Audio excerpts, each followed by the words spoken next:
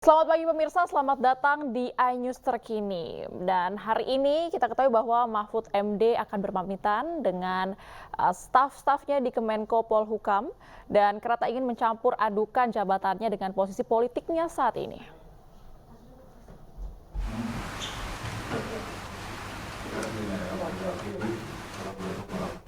Pemirsa, kemarin Cawapres nomor urut 3 Mahfud MD resmi menyerahkan surat pengunduran diri sebagai Menko Polhukam kepada Presiden Joko Widodo. Dan Mahfud MD datang ke istana pada Kamis sore dan diterima langsung oleh Presiden Joko Widodo dan ditemani oleh Mensesnek Pratikno. Mahfud MD memutuskan untuk mundur karena tak ingin mencampur adukan jabatannya dengan posisi politiknya saat ini.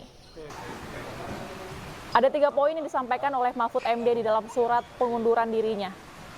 Salah satunya ia berterima kasih kepada Presiden Joko Widodo karena telah melantiknya sebagai Menko Polhukam pada 2019 lalu. Pertama, saya menyampaikan terima kasih kepada Presiden Republik Indonesia Bapak Joko Widodo yang pada tanggal 23 Oktober tahun 2019 mengangkat saya, melantik saya sebagai Menko Polhukam dan menyerahkan SK pengangkatannya dengan penuh penghormatan kepada saya dan penghormatan saya kepada beliau pada saat itu. Sehingga saya secara resmi dan dengan penuh hormat juga hari ini menyatakan surat untuk menyatakan minta atau mohon berhenti dengan sebuah surat itu. Nah, lalu isi yang kedua surat itu, substansi surat itu adalah permohonan berhenti. Lalu yang ketiga, saya mohon maaf kepada beliau kalau memang ada masalah-masalah yang kurang saya laksanakan dengan baik.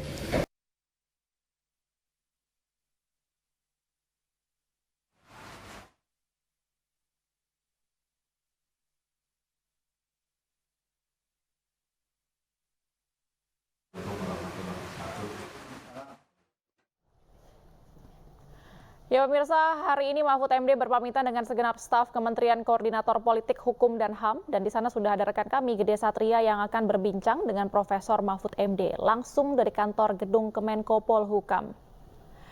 Halo, selamat pagi Gede. Bagaimana situasi di lingkungan Kemenko Polhukam jelang Mahfud MD akan berpamitan dengan staf-staf di sana?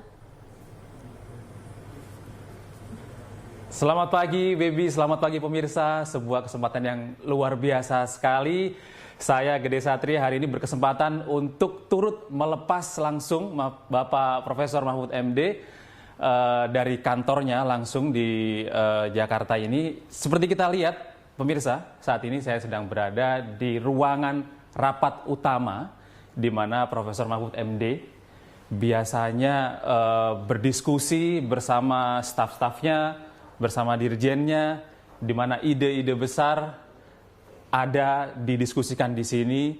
Dan hari ini Profesor Mahfud MD akan meninggalkan begitu ya kantor Kemenko Polhukam ini. Dan seperti apa persiapan dari Profesor Mahfud MD, kita akan lihat langsung. Ini adalah ruang utama Profesor Mahfud MD, ruang kerja langsung Profesor Mahfud MD. Kita langsung sapa beliau. Iya. Nah, Assalamualaikum, Prof. Selamat pagi.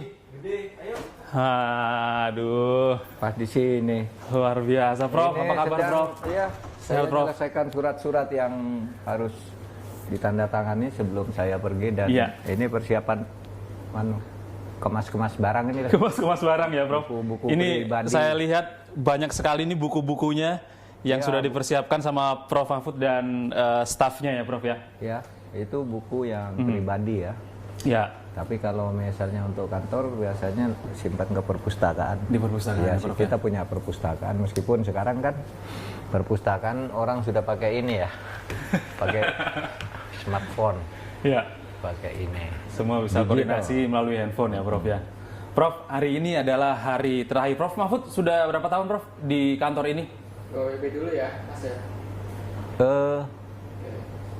4 tahun lebih mungkin. 4 tahun 3 bulan. 4 tahun 3 4 bulan. tahun 4 bulan, hampir 4,5 tahun. Wah, 4,5 tahun, Prof. Tentu Terlama. saja cukup lama ya, Prof. Kalau di eranya Pak Jokowi, Menko Polhukam Terlama mungkin. ya, terlama Prof? saya. Terlama ya, Prof. Dulu Pak Tejo Edi dari Oktober sampai Agustus. Pak Luhut dari Agustus sampai Oktober berikutnya, jadi dia 1 tahun 4 bulan. Baru sudah itu Pak Wiranto. Pak Wiranto sampai ini, lalu saya ganti Pak Wiranto tuh 3 tahun setengah. Ya, Nah, saya ini 4 tahun setengah kurang. 4 tahun setengah. Ini paling lama dalam kabinetnya, Kabinetnya Presiden Joko Widodo. Artinya ini Untuk sungguh Menko luar biasa. Polhukam ya, untuk Menko Polhukam. Saya boleh duduk, Prof? Boleh duduk. Siap. Gede ya. Prof, ini 4,5 tahun tentu saja waktu yang cukup lama begitu, Prof. Yes. Tadi Prof sudah memberikan pamitan sama stafnya dan dirjen-dirjennya mungkin. Adakah pesan utama yang disampaikan Prof Mahfud MD kepada staf-stafnya hari ini? Tadi waktu mau sambutan saya sebenarnya mau nangis, tapi dari bawah sudah saya tahan kan, sehingga suara dikeraskan agar tidak karena saya dengan mereka ini sangat dekat, dengan mereka yang akan berpisah sudah seperti saudara, dan mereka bisa saya ajak membangun Polhukam ini menjadi lebih kuat, lebih sinergis dengan institusi lain sebagai koordinasi, menteri bidang koordinasi. Jadi pesan saya ya, mereka harus bawa Polhukam ini menjadi lebih berwibawa, lebih kuat lagi ke depan, karena ngurusi masalah penting di bidang ketahanan ideologi, ketahanan ideologi, kemudian keutuhan NKRI, penegakan hukum kan di sini semua. Apakah ekonomi penting? Sangat penting ekonomi. Tetapi kalau hukum tidak tegak, ekonominya akan rusak juga. Betul. Seberapapun kita siapkan makan untuk rakyat, kalau tidak ada penegakan hukum bagi koalisi, bagi korupsi, kolusi maksudnya. Kolusi itu kan sebenarnya korupsi juga. Betul. Artinya tawar-menawar, yuk begini-begini ini untuk kamu saya gitu. Itu banyak terjadi. Nah ini harusnya Polhukam mengambil peran di situ, karena kadang-kala kalau mempercayakan ke aparat-aparat di kementerian lembaga itu di sana kadang-kala orang-orangnya itu sudah karatan, udah lama, udah lama sekali, dan sering tidak efektif juga. Kadang-kala mereka juga sudah ada yang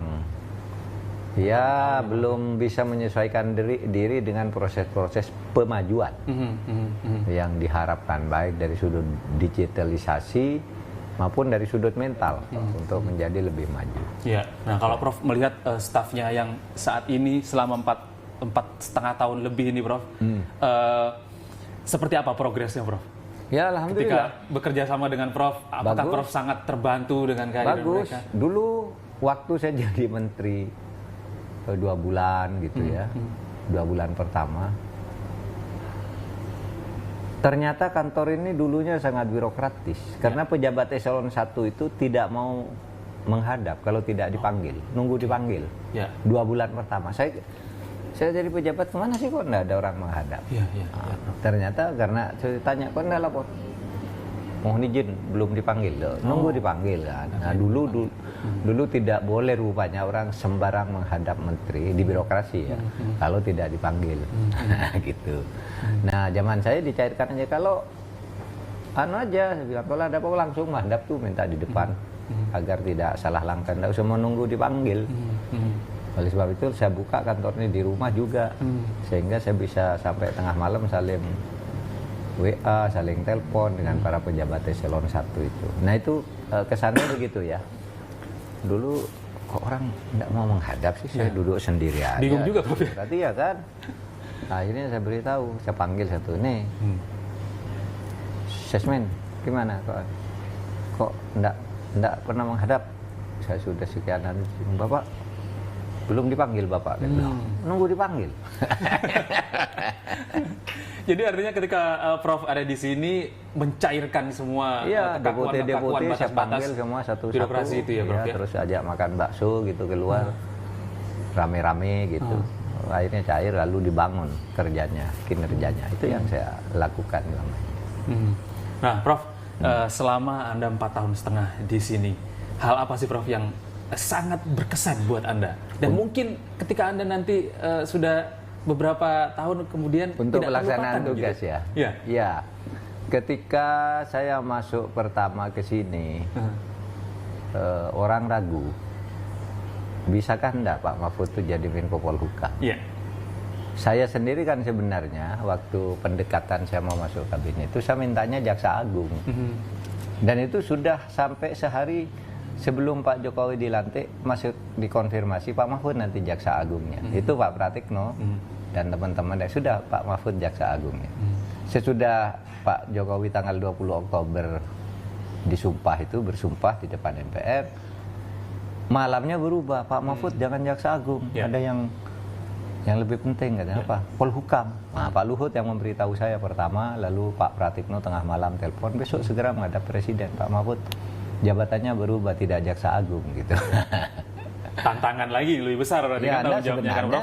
Sebenarnya saya mau Jaksa Agung waktu itu mau saya babat karena saya sudah punya pola ketidakberesan penanganan hukum. Termasuk target-targetnya ya? Iya, targetnya saya sudah punya ini tahap gitu.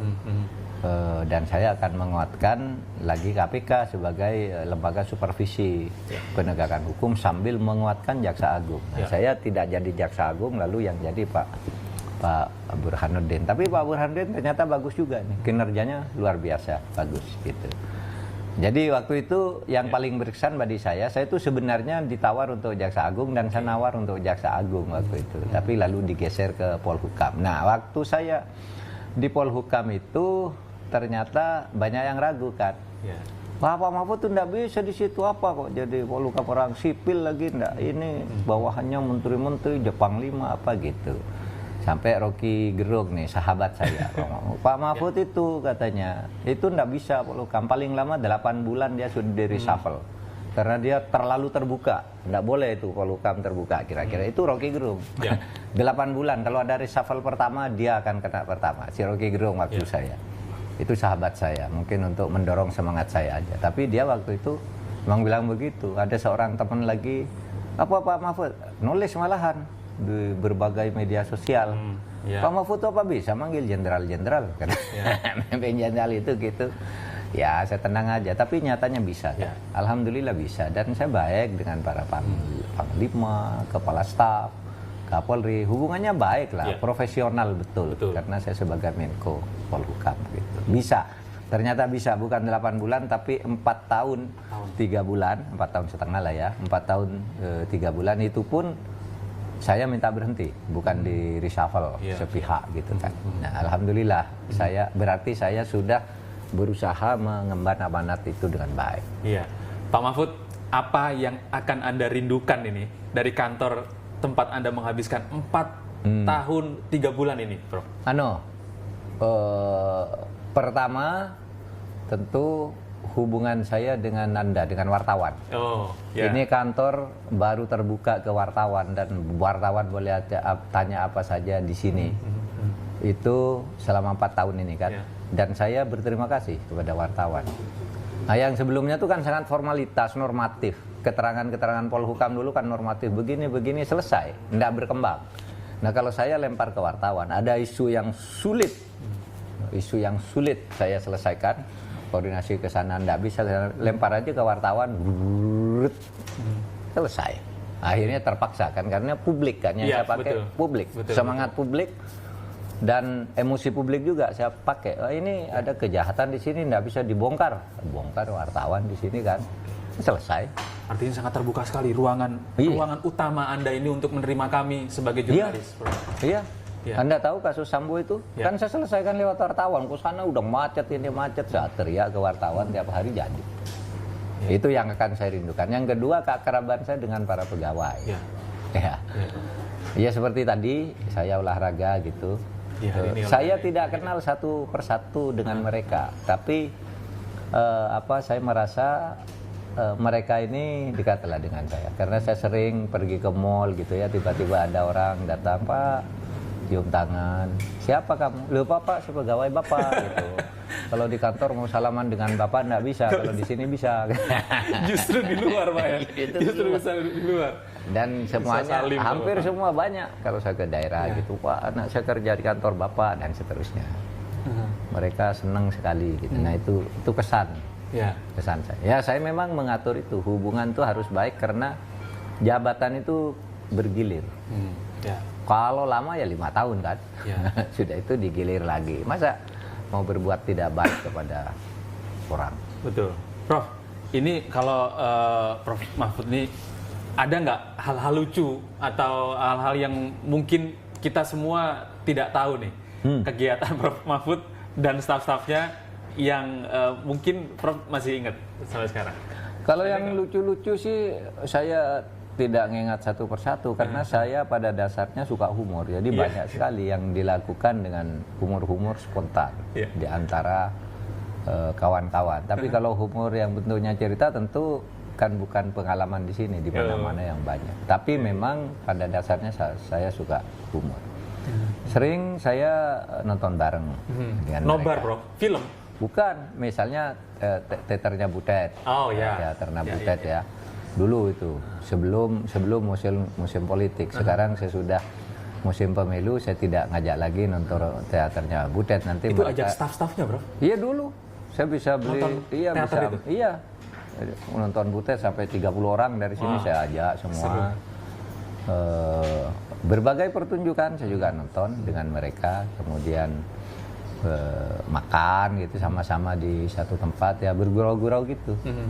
Saya merasa iya, kalau saya lihat pemberitaan dan profil saya gitu di media, di TV, di yang tertulis gitu, ya merasa dengan teman-teman tuh beda. Dengan misalnya kementerian lain yang kalau ada stafnya itu kok seperti kaku gitu. Kalau saya enggak lah, sama-sama. Sangat birokratif gitu, sekali gitu, Prof. Nah, ini kan pendekatan persahabatan dan kemanusiaan lebih saya tekankan di sini. Iya, karena kan kesannya kan kalau Kemenko Polhukam ini kesannya sangat formal sekali ya. Iya, Prof, ya. dulu kan Anda bayangkan Polhukam tuh dulu kan orang bintang 4 semua ya. Iya. Coba mulai dulu Jenderal Panggabean, lalu Sudomo, Susilo Sudarman, SBY, Wiranto, Faisal Tanjung, orang hebat-hebat tuh. Saya enggak punya bintang. Makanya kata Rocky Gerung paling 8 bulan tuh kena level pertama gitu. Tapi enggak, saya bisa kendalikan dan saya bisa ngambil alih masalah kalau di tingkat kementerian enggak lancar, saya ambil bawa ke sini. Iya. Gitu. Bila saya kan punya SK sebagai Menko gitu, masa enggak bisa mengkoordinir, saya bilang gitu. Iya. Dan alhamdulillah bisa. Selamat. Saya berhenti bukan karena apa, saya minta berhenti karena tugas lain di bidang politik yang menurut saya lebih besar dari sekedar Menko. Bukan jabatannya, bukan jabatan Wapres itu lebih besar, itu memang ya, tapi maksud saya lebih besar dari sekedar Menko. Tugas saya ini memberi pendidikan politik kepada masyarakat. Baik. Itu aja besarnya, bukan jabatannya mau jadi cawapres atau apa. Maksud saya besar, tugas saya yang lebih besar tuh mendidik masyarakat sekarang melalui event. Termasuk keputusan Pemilihan umum. mundur itu, Prof. Iya, makanya mundur itu dalam rangka tugas yang lebih besar, yaitu mendidik masyarakat untuk berpemilu dengan baik, membangun demokrasi. Itu tugas lebih besar sehingga saya minta berhenti kepada Presiden. Baik. Nah, Prof, ini kan Prof Mahfud berhenti, tentu saja waktunya ini lebih longgar ya. Lebih longgar. Nah, ini Prof, langkah-langkah apa berikutnya di Prof yang akan Prof Mahfud lakukan nih setelah tidak menjabat sebagai Menteri ikut penjadwalan kegiatan yang ditentukan oleh TPN, tim pemenangan nasional pasangan Ganjar Mahfud tuh ada timnya, Pak Arsyad, Pak Hasto dan lain. Saya ikut tim itu saja. Dan sekarang tidak ada yang secara spesifik saya agendakan sendiri sampai tanggal 10 itu mereka yang ngatur. Saya bilang saya mau kemana tinggal Anda deh yang menentukan. Artinya jadwalnya sudah ada ya, Prof ya? Sudah ada sampai tanggal 10. Oke. Sudah ada sampai tanggal 10 dan sekarang menjadi lebih ringan bagi saya karena kalau dulu saya kan tidak mau langgar aturan. Begitu ada jadwal, saya cocokkan dengan aturannya. Saya harus cuti berapa hari nih, gitu. Ya cuti setiap minggu ya, nanda tangani surat cuti, nggak pernah tidak cuti. Oke. Sehingga kalau saya keluar itu ada suratnya, Ada surat cuti. cutinya, Saya Prof, ya? tidak tahu. Yang lain tuh cuti apa enggak. Tapi kalau saya cuti. Kalau yang lain tuh kan saya lihat loh hari ini ada di sana, besok di situ, sore di situ. Apa ini ada surat cutinya ya kok tiap hari ada di luar itu. Kalau saya ada surat cutinya. Kalau tidak ada surat cuti saya pasti di Jakarta. Oh. Hadir rapat kabinet gitu, ikut kegiatan biasa. Nah sekarang udah bebas saya tanpa harus cuti kemanapun siang malam udah bebas. Ya, Prof. Selama 4,5 tahun ini, Profesor Mahfud pernah sarapan di kantor, Prof? Sering. Sering? Oh, sering sekali. Artinya disediakan dari kantor? Iya dong, pesan. Masakan apa yang paling Anda sukai, Prof? Oh, ada bubur Hainan gitu Bubur kadangkala ya. Karena kadangkala kalau Bubur saya Hainannya sarapan pakai ayam apa bebek, Prof? iya, pakai ayam, pakai bebek sama aja. Kadangkala saya minta kalau siang juga saya sering makan sini, minta nasi Madura. Oh. Nah, enak tuh nasi jagung Madura. Ada Bungkus, jagungnya berarti? Iya. Ada jagungnya, Iya, ada kelapanya? nasi beras campur jagung, nggak ada kelapa itu, Nggak ada? tapi masakannya enak. Oke. Di Jakarta ini ada itu ternyata warungnya nasi bungkus. Oke. Nah kadangkala itu, kadangkala juga nasi kebuli ada nasi goreng lidah itu. Nah iya nasi goreng lidah, wah enak sekali itu. Itu katanya punyanya Pak Ahmad Santosa itu Mas Otak itu yang punya restoran, tapi enak betul. Saya itu aja. Saya sering makan di sini. Jadi Bahkan kalau diantar makan langsung dari restoran yang sini? iya pesen Oke, dong, pesan. tinggal pesen aja. Iya. Kalau ada tamu khusus yang saya ajak, ayo makan di kantor ya saya Itu pesen salah satu diantar ke suguhannya, sini. Prof, ya? Iya macam-macam sih makannya. Kan kalau siang tidak bisa pulang harus makan di kantor kan. Makan di kantor. Tapi kalau pagi Ah.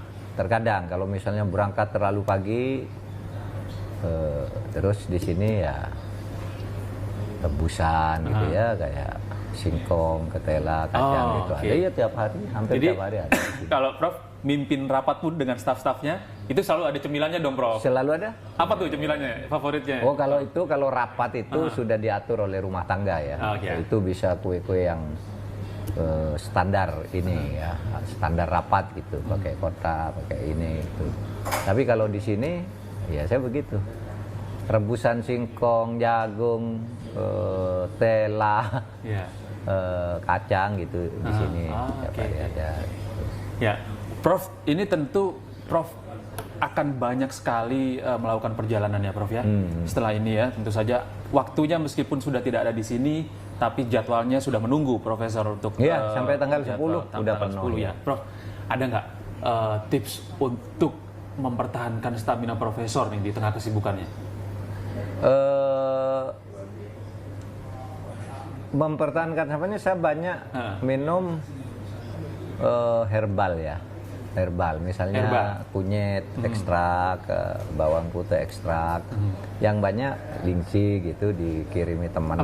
Lingsi itu obat namanya lingsi. Oh, ya. Itu ekstraksi apa akar-akar apa itu untuk memperkuat jantung. Tapi di sini ada dokter yang disediakan untuk keluarga. Dokter khusus? Ya dokter khusus. Itu bisa saya panggil sehari 24 jam untuk meriksa darah, tensi. Kan saya sendiri memang secara umum sehat, tidak ada masalah gitu. Kalau mempertahankan kesehatan ya saya biasa tidur di mobil, tidur di pesawat dan sebagainya. Tidur di mobil, Bro? Iya biasa. Saya di perjalanan mobil setengah jam saya bisa tidur. 10 menit pun kadang-kala bisa tidur, tapi sesudah mobil berhenti seger lagi. Tapi kualitasnya ya, Prof ya? Kualitas istirahatnya? Iya, jadi istirahat tuh penting gitu. Power nap ya, Bang? Itu aja. Saya tuh sudah tahu gejala badan saya kalau akan sakit dimulai dengan nafsu makan turun. Nafsu makannya turun? Kalau nafsu makan turun, nah ini akan sakit nih. Lalu menyesuaikan diri, istirahat dulu gitu ya. Suplemen ada, Prof? Vitamin-vitamin gitu? Vitamin ya banyak. Iya, vitamin. Vitamin yang herbal banyak ya, yang ramu-ramuan. Tapi vitamin yang juga dari toko-toko itu, misalnya Farmaton, Formula gitu kan. Minyak ikan. Kalau minyak ikan tuh orang pergi ke luar negeri, pulangnya ngasih Pak minyak ikan. Sehingga banyak sekali di rumah minyak ikan. Orang ke Kalau Timur Tengah dari bawa Ibu, madu. Madu. Kalau Ibu dari itu Timur Tengah. Selalu rajin, Prof, minum madu. Enggak, saya minum madu enggak begitu ditumpuk aja di situ. Terkadang aja minum madu. Tapi kalau herbal ekstrak itu Iya. ya. saya minum. Oke. Kalau makanan-makanan yang pernah nggak bawa makanan dari rumah, masakan Ibu?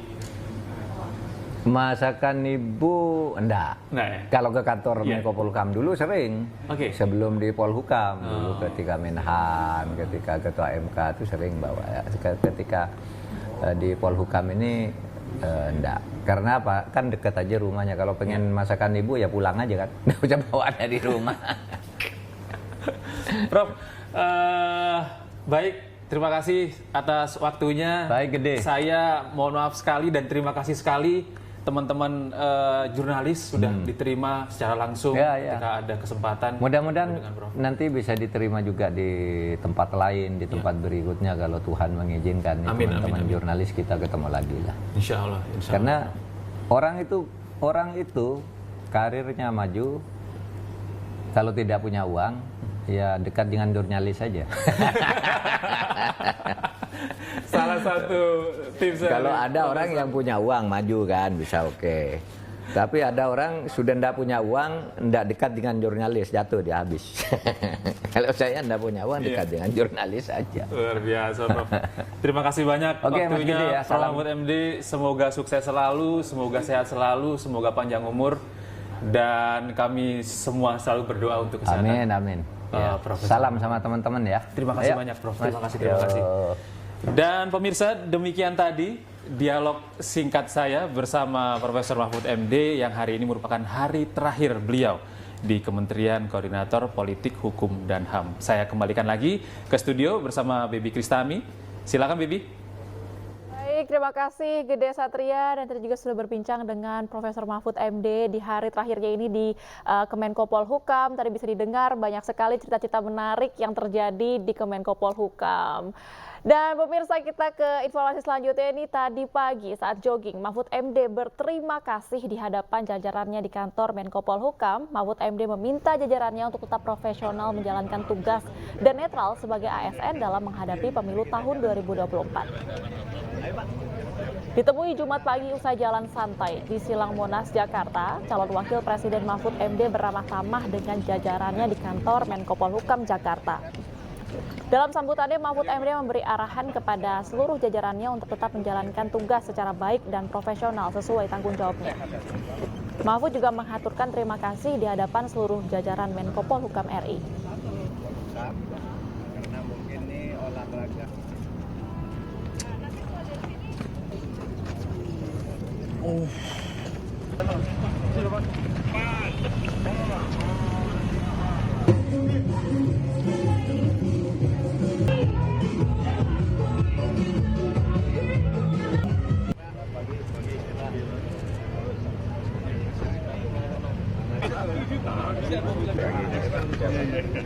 Kita berkumpul di sini, saya kumpulkan saudara, saya nyatakan Menko Polhukam, pegawainya dari atas sampai ke bawah tidak boleh ikut ikutan politik, harus netral.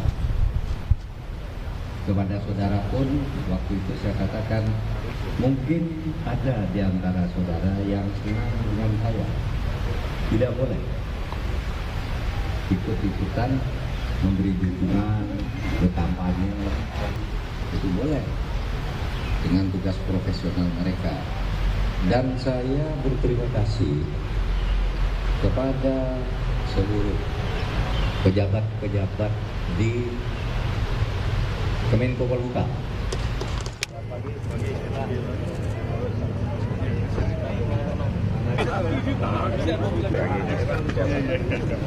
Mari kita jalan. Ayo Pak. Kita olahraga.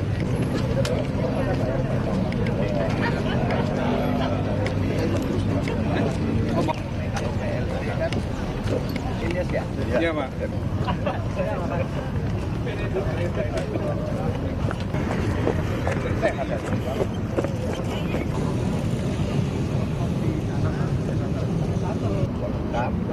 Karena mungkin ini olahraga.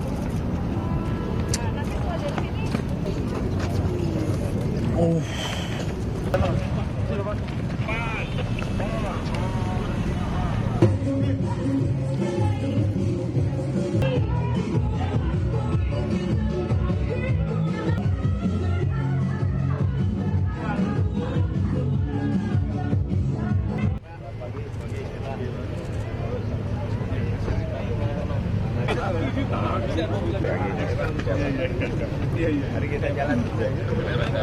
Ayo Pak. Kita olahraga.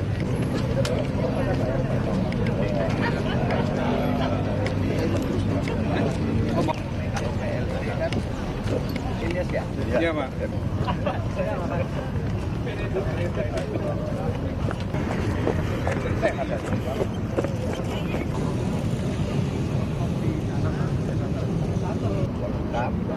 Karena mungkin ini olahraga.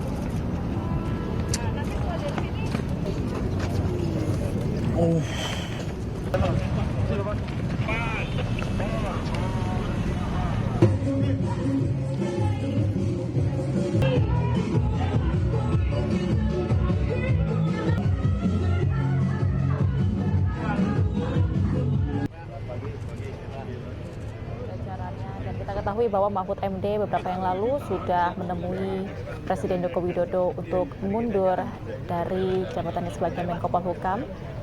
Dan Mahfud MD pagi tadi juga mengucapkan terima kasih di hadapan jajarannya.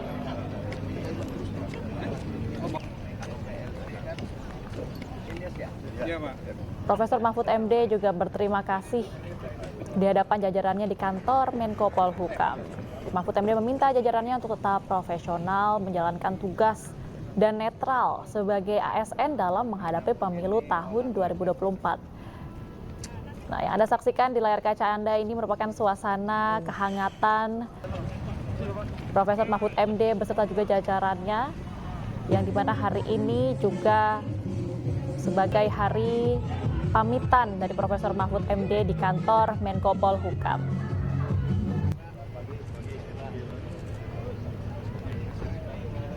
Ditemui Jumat pagi usai jalan santai di Silang Monas, Jakarta, calon wakil Presiden Mahfud MD beramah tamah dengan jajarannya di kantor Menko Polhukam Jakarta. Dalam sambutannya, Mahfud MD memberi arahan kepada seluruh jajarannya untuk tetap menjalankan tugas secara baik dan profesional sesuai tanggung jawabnya. Mahfud juga menghaturkan terima kasih di hadapan seluruh jajaran Menko Polhukam RI.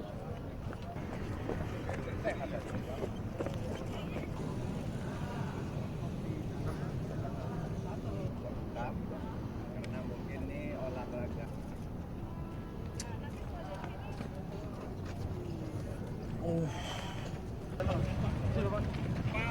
Pada momen pamitan Profesor Mahfud MD, beliau juga mengucapkan terima kasih kepada seluruh jajarannya di kantor Menko Polhukam dan mengingatkan untuk tetap netral.